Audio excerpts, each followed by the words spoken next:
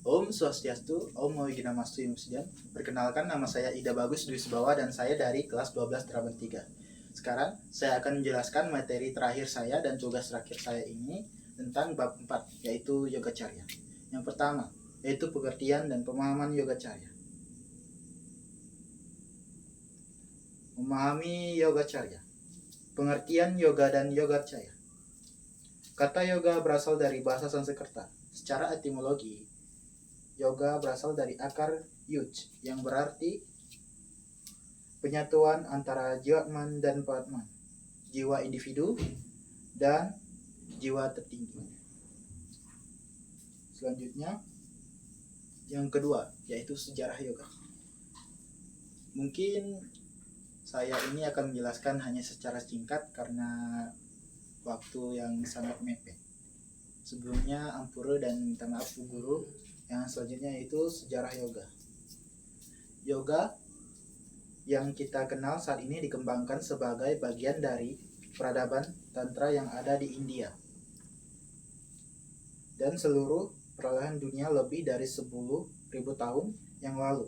Dalam pengenalian ekologi yang dilakukan di lembah Indus di Harappa, Pakistan modern, banyak patung telah ditemukan penggambaran dewa-dewa yang menyerupai Dewa Siwa dan Parwati yang melakukan berbagai asana dan berlatih meditasi.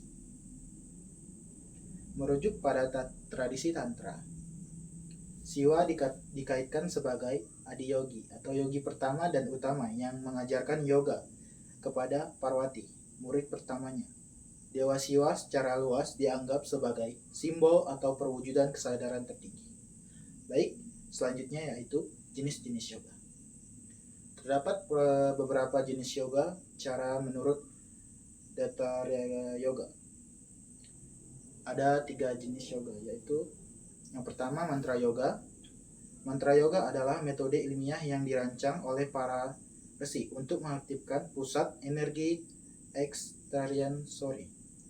Energi ini memfasilitasi aliran luhur dari arus vital spiritual, struktur, fungsi, dan kompleksitas tubuh manusia yang menampilkan telah menjadi pusat perhatian yang mendalam bagi ribuan ilmuwan. Selanjutnya, Laga Yoga. Laga Yoga atau Laya Yoga. Laya Yoga juga dikenal sebagai Kundalini Yoga. Kundalini Yoga adalah yoga yang mengelola Kundalini Sakti, 7 pusat energi spiritual chakra. Laya Yoga membangkitkan energi Sakti yang sedang tidur dan membantu penyatuan dengan aspek Siwa di Sarwa Chakra. Selanjutnya, Hatha Yoga. Menurut Mukti Bonamanda, kata Hatha berasal dari gabungan 2 mantra, yaitu kata Ha dan Tha. Kata Ha mewakili prana, kekuatan viral, dan Tha mewakili pikiran, energi, mental. Jadi Hatha Yoga berarti penyatuan kekuatan prana atau prana sakti dan mental mana sakti ketika penyatuan antara kekuatan prana dan mental.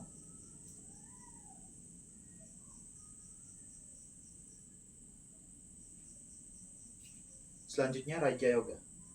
Raja Yoga adalah jenis yoga yang paling kuno. Yoga ini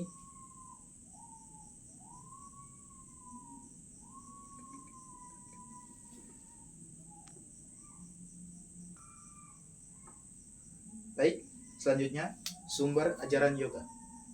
Sumber-sumber ajaran yoga yang disebut sebagai yoga sastra. Kalian perlu mengenal sumber-sumber sastra yang disajikan rujukan dalam mempelajari yoga. Dalam yoga sastra, terdapat 2 kelompok mendasar ajaran yoga, yaitu pengetahuan filosofi yang dipelajari secara teoritis dan pengetahuan yang menggabungkan teori dengan praktik. Ada beberapa sumber ajaran yoga, yaitu yang pertama, sumber ajaran yoga sebagai falsafah hidup. Sumber ajaran yoga sebagai sebuah falsafah hidup dimuat dalam Shruti dan Smriti. Kitab Upanishad sebagai salah satu dari kitab Shruti merupakan sumber bagi ajaran yoga darsana yang disusun oleh Resi Patanjali. Upanishad juga menjadi sumber dari ajaran Jnana Marga Yoga. Seluruh Upanishad adalah literatur ajaran yoga yang menjadi landasan hidup bagi umat Hindu. Yang kedua yaitu sumber ajaran Yogacarya. Terdapat beberapa sumber ajaran Yogacarya, namun pada pembelajaran ini kalian akan dikenalkan 3 sumber ajaran Yogacarya yang terkenal. Seketika sumber ajaran Yogacarya ini mempengaruhi jenis-jenis Yogacarya yang berkembang di berbagai belahan dunia. Yang pertama yaitu Yoga Sutra Patanjali. Tujuan hidup yang tertinggi umat Hindu adalah moksha. Dalam Patanjali Yoga Surya 1:2 menguraikan bahwa yogas citta vritti nirodha artinya mengendalikan pikiran adalah yoga. Salah satu ajaran yoga yang populer adalah Yoga Sutra. Karya sastra Maharshi Patanjali yang dikelompokkan pada 4 bagian yang terdiri dari 196 sutra. Bagian-bagiannya antara lain yaitu Samadhipa, Sadhanapada, Vibhutipada, dan Kaivalyapada.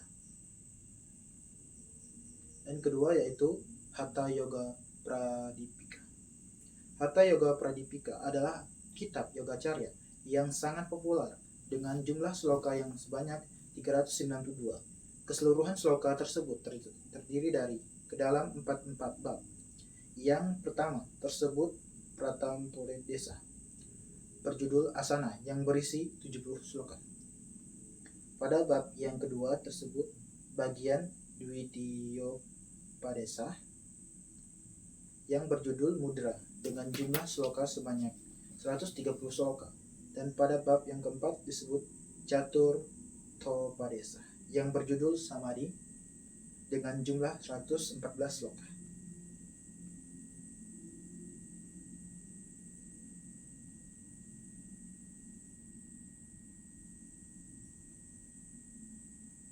Baik, yang kelima atau yang terakhir,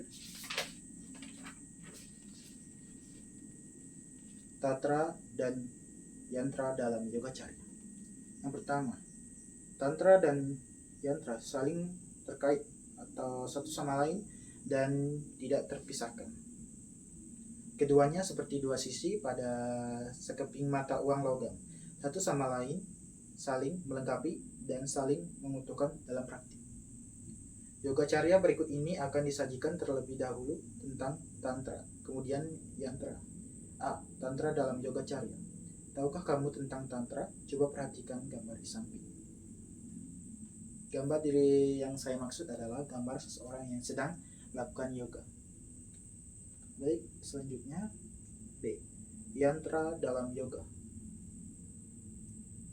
Yantra biasanya dibuat pada kain, kertas, daun lontar, dan bahkan tembaga. Yantra biasanya berupa garis-garis geometris yang memiliki bentuk dasar.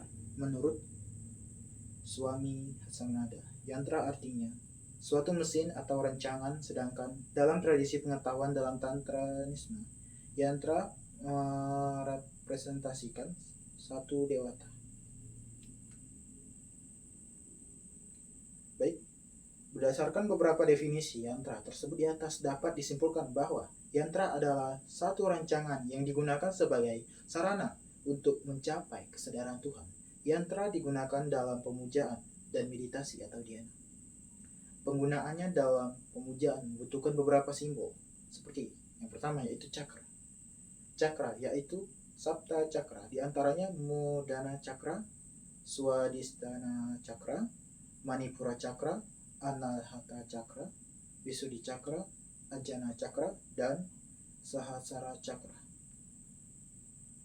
Yang kedua, simbol bindu, yaitu titik.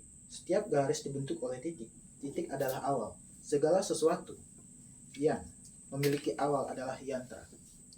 Dalam tubuh kita terdapat banyak titik-titik penggabungan titik membentuk garis. Bila kalian menggabungkan titik membentuk garis. 3 garis saja kalian sudah dapat membentuk bangun datar, yaitu segitiga. Oleh karena itu, ketiga segitiga adalah bentuk yantra. Yang ketiga, satkona, yaitu heksagram, sebuah bentuk segi 6. Segi 6 ini dibentuk dari penggabungan dua segitiga. Segitiga dengan ujungnya mengarah ke atas dan satu lagi dengan ujungnya ke arah bawah. Segitiga ke atas adalah simbol permohonan dan segitiga ke bawah adalah simbol berkah. Keempat, simbol swastika. Swastika mewakili hal-hal yang bersifat luhur dan sakral. Swastika dijadikan simbol yang memiliki makna yang mendalam. Yang kelima atau yang terakhir adalah simbol bija mantra. Bija mantra merupakan suatu bibit dari mantra. Bibit inilah yang membuat tunas-tunas. Mantra dapat menyebar. Energi dari mantra apapun terletak pada bijinya atau bijanya. Penyebutan dan pengulangan dari sebuah mantra akan memiliki kekuatan yang dahsyat apabila mantra tersebut berisi bija mantra. Contoh mantranya yaitu Om adalah suara alam atau Brahman Sabda. Kaswam adalah bija mantra untuk Narasimha. Aim adalah bija mantra untuk Saraswati. Dan terakhir, Srim adalah bija mantra untuk Laksmi. Baik, sekian dari saya. Bila ada kata yang salah mohon dimaafkan. Om Santi Santi Santi.